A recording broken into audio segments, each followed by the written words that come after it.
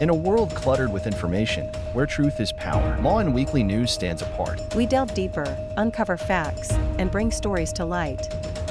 From political showdowns and economic triumphs to the pulse of the street and the heart of the community. We capture the moments that define us, stories that challenge, inspire, and transform. Tune in live Sundays 8 a.m. Central Standard Time and Sundays 6 p.m. Central Standard Time.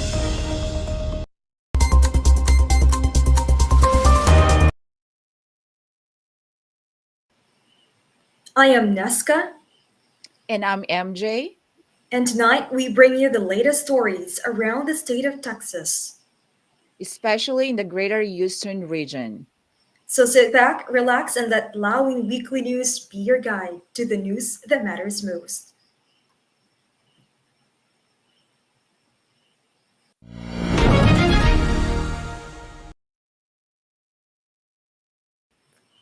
Galveston County health officials have confirmed the first case of avian influenza, commonly known as bird flu, in Texas City. Avian influenza, primarily affecting birds, is caused by influenza type A viruses. This strain detected in Texas City is identified as H5N1. This particular strain has been a cause of concern worldwide due to its potential to spread among different bird species and its rare ability to infect humans. Bird flu is typically spread through contact with infected birds or contaminated environments. In late September, an agricultural worker in Texas was diagnosed with the first confirmed human case of H5N1 in the United States. This case in Texas was part of the broader pattern, with the CDC now confirming a total of 60 human cases across 49 states.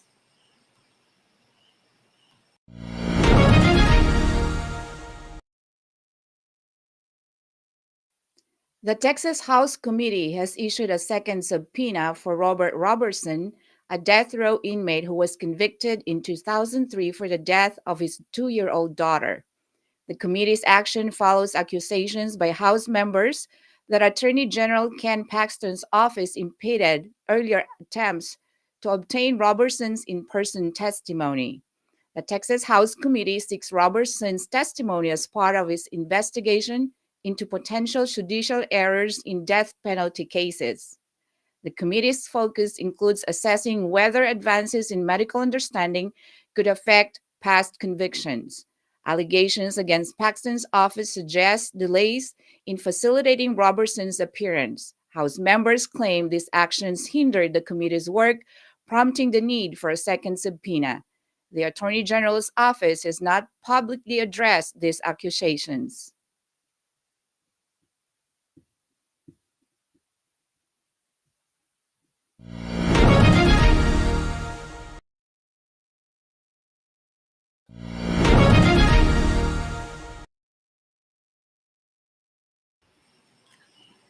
Efforts to find a Houston journalist kidnapped in Syria continue as activists and journalists appeal for increased U.S. involvement.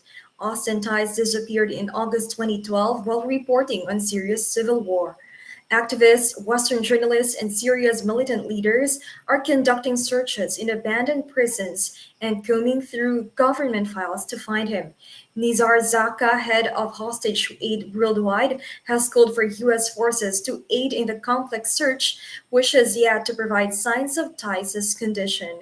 The Biden administration's reluctance to deploy specialized teams has drawn criticism, though the U.S. maintains a limited military presence aimed at containing Islamic State's threats.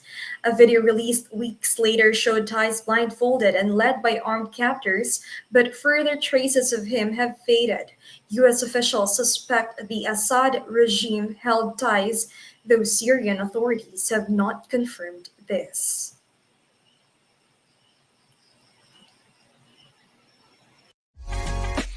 Join us for a captivating new series where Lawin sits down with the trailblazers of the music and entertainment world.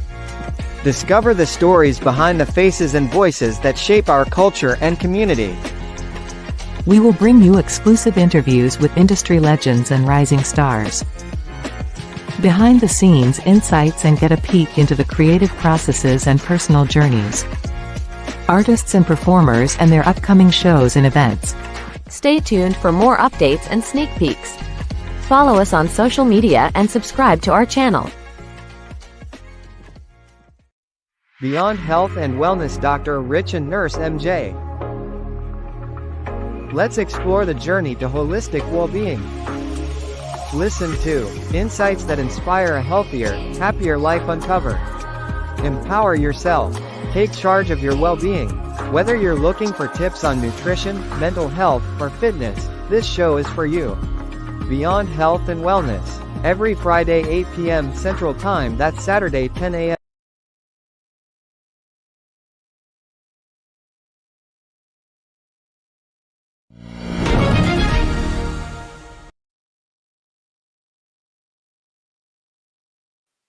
Memorial services are scheduled for Rosemary Kowalski, a pioneering businesswoman revered for her contributions to the Texas culinary scene. Kowalski, who founded Rosemary's Catering over 75 years ago, has left a lasting legacy in hospitality industry. The service plans to celebrate her remarkable journey and achievements as a leader and innovator in business. Kowalski started Rosemary's Catering in 1946, and over the decades, it grew into a well-respected enterprise in Texas. Throughout her career, Kowalski emphasized the importance of exceptional service and attention to detail. Her approach not only set a high standard, but also influenced many in the culinary sector. Her commitment to quality earned her widespread respect among peers and clients alike.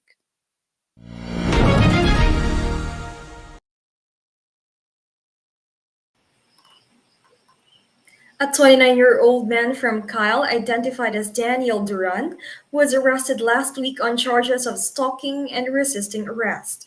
The arrest followed an incident involving a teenage girl at a local convenience store. According to the Kyle Police Department, Duran had allegedly pursued the 13-year-old inside the store before waiting for her outside and attempting to chase her once she exited.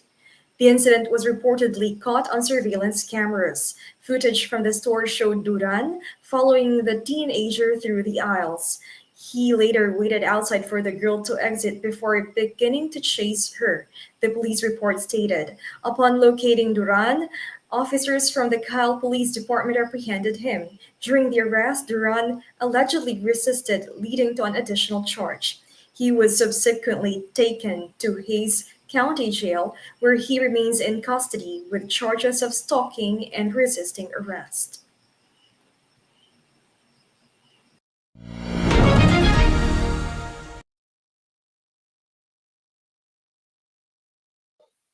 A woman from North Texas faces serious legal consequences after being taken into custody for allegedly injecting a foreign substance into her daughter's intravenous bag.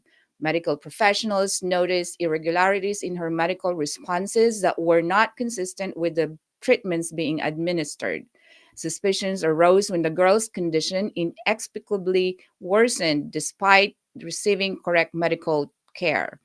Acting on these concerns, hospital officials collaborated with law enforcement to scrutinize the situation further. Surveillance cameras were set up to monitor the room where the girl was being treated. In the recorded video, the mother is seen approaching her daughter's hospital bed. The footage reportedly shows her handling the IV bag and injecting it with an unknown substance. The arrest affidavit, a legal document outlining the reasons for detaining the suspect, was made available to the public. It provides a detailed account of the events that led to the arrest. The daughter remains under medical care. Doctors and nurses are monitoring her to ensure her safety and recovery. Medical professionals are working diligently to address any complications that may have arisen from the alleged incident.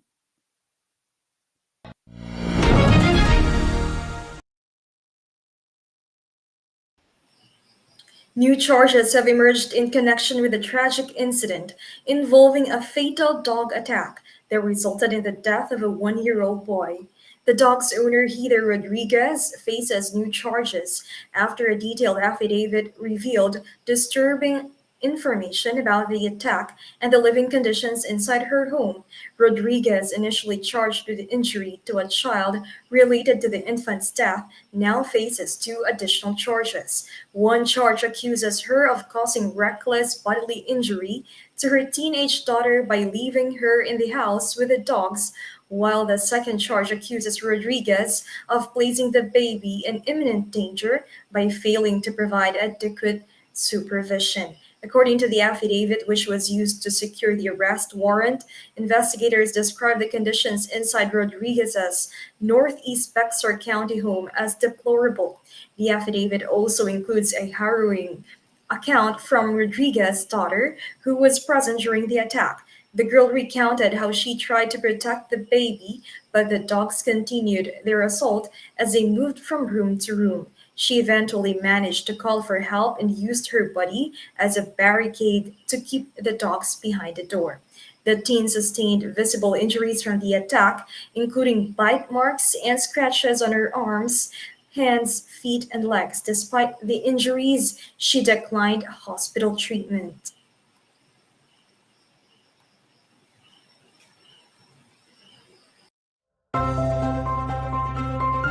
Tune into Legal Treats with attorney Eileen Legoat Dizon every Friday at 7 p.m. Central Time. Get your weekly dose of legal knowledge, especially on family matters like divorce, child custody, child support, estate planning, probate, and immigration. Engage in discussions by posting your questions, comments, readings, or shoutouts. See you every Friday at 7 p.m. Central Time. That would be Saturday at 9 a.m. Philippines. Don't miss out.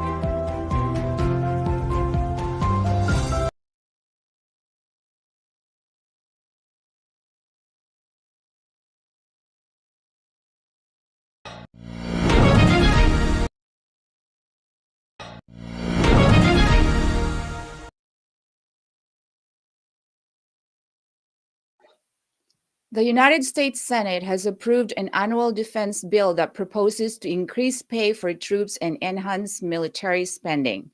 The bill, which has passed through Congress for nearly 60 years, reflects the legislative commitment to maintaining the nation's defense readiness and supporting military personnel.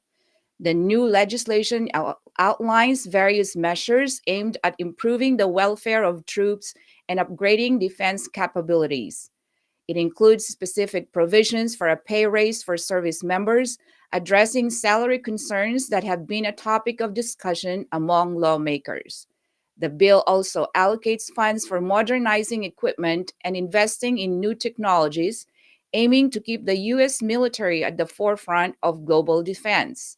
The bill aligns with broader strategic goals to ensure the country's defense capabilities are well supported and ready for future challenges.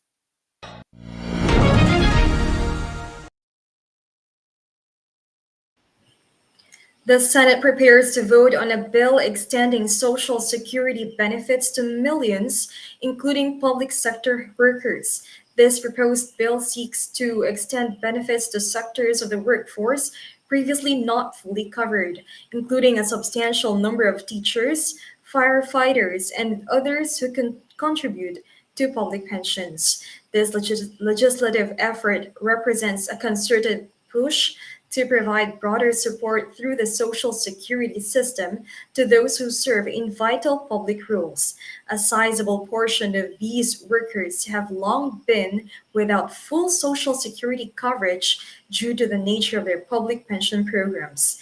As it stands, the bill proposes adjustments that would both ensure these individuals have greater retirement security and align public pension participants more closely with standard Social Security benefits. The bill is designed to address the existing gap in Social Security coverage experienced by many public sector employees.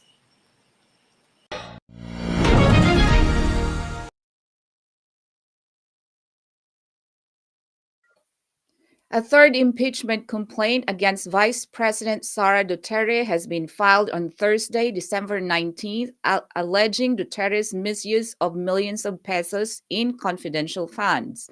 The complaint also accuses her of attempting to cover up the expenditures when questioned about the fund's usage. The new charges were submitted by a group that included several Catholic priests who joined the initiative to have the vice president impeached. This case has brought together support and opposition from various sectors of the Philippine society.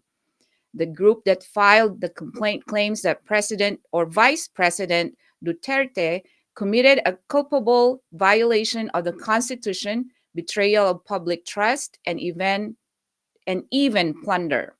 The accusations focus on the illegal disbursement of confidential funds that were allegedly used inappropriately. The complainants argue that these actions undermine the integrity of the vice presidency and the whole government structure. The progressive groups and various representatives, including political allies of former Vice President Leni Robredo, earlier filed the first two impeachment complaints. Attention, food lovers! Get ready for a brand new culinary adventure with the Commissary Kitchen. Join us every Thursday at 8 p.m. Central Time, or 9 a.m. in the Philippines, for a live show that brings the best of the kitchen straight to your screen. Presented by Lawin Live Stream and Podcast and produced by Lawin Media Network, we'll explore delicious recipes, share expert cooking tips, and bring you closer to the world of gourmet cuisine.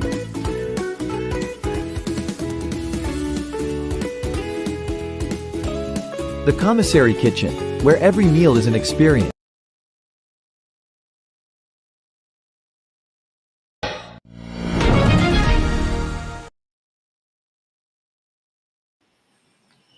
The United States government has initiated a response against China following the alleged cyber attacks on American telecommunications networks. This decision from the U.S. Department of Commerce aims to counter the infiltration activities attributed to China, which have raised significant concerns over cybersecurity and national security.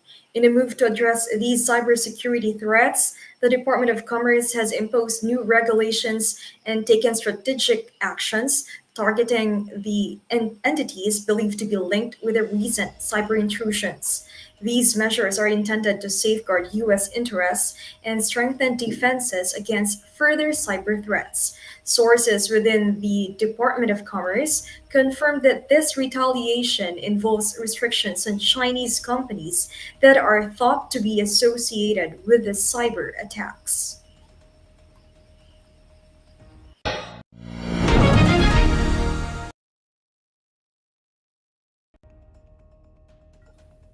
Brazilian football icon Ronaldo has expressed his intention to lead Brazil's football governing body to address a deep crisis affecting the sport in the nation. Ronaldo's drive to restore Brazilian football's prestige aligns with the sentiments of many fans and stakeholders. Several experts have pointed out issues such as mismanagement, lack of investment in grassroots development, and the pressures of competing with European clubs for talent. In his interview, Ronaldo emphasized the importance of restructuring and modernizing the country's football administration. He underscores the need for transparency and professionalism in managing the sport. According to Ronaldo, these elements are essential for Brazilian football to thrive internationally once more. While he has not yet formally announced his candidacy, Ronaldo's interest in the presidency has sparked discussions within the football community.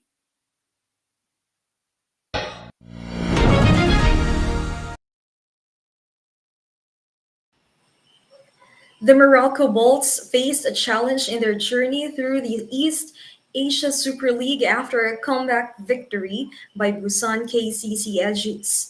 Morocco, despite a double-digit lead, lost the match 72-68, impacting their standing in Group B and complicating their path to the Final Four. The Morocco Bulls experienced a major setback in the East Asia Super League, or EASL, after a surprise defeat by the Busan KCC Aegis. The game took place on Wednesday, resulting in Morocco's 72-68 loss in South Korea.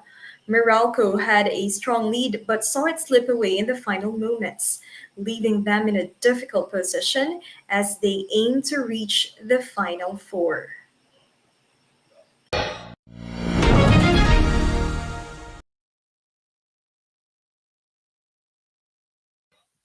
Hip-hop artist Nick Makino recently expressed his desire for increased government support and funding for the Filipino rap community.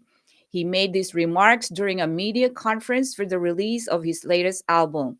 Makino emphasized the need for resources to aid aspiring artists in developing their talents.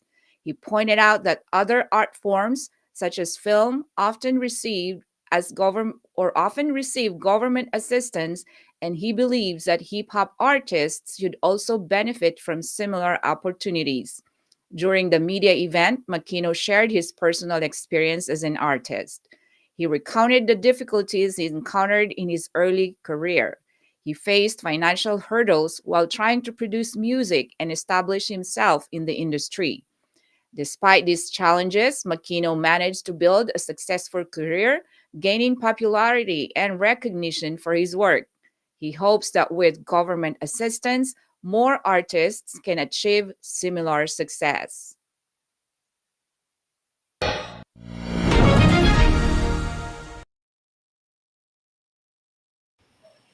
After 15 years, actress-performer Nikki Valdez is preparing for a comeback to the theater stage, set to appear in the Philippine production of the Tony Award-winning musical Next to Normal.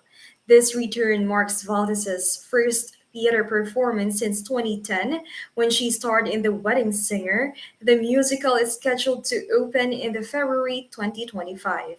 Valdez will share the role of Diana Goodman with Sheila Valderrama in the musical.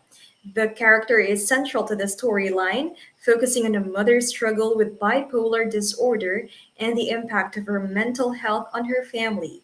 Diana's role requires a strong emotional range, and both actresses are expected to bring depth to the character.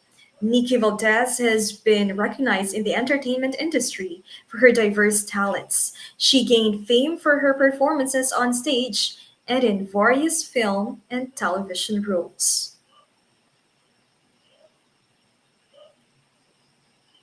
So those were the latest stories in Texas this week. I am Nesca Santina. And I'm MJ Concepcion from Lawin Have a Media great Network. day.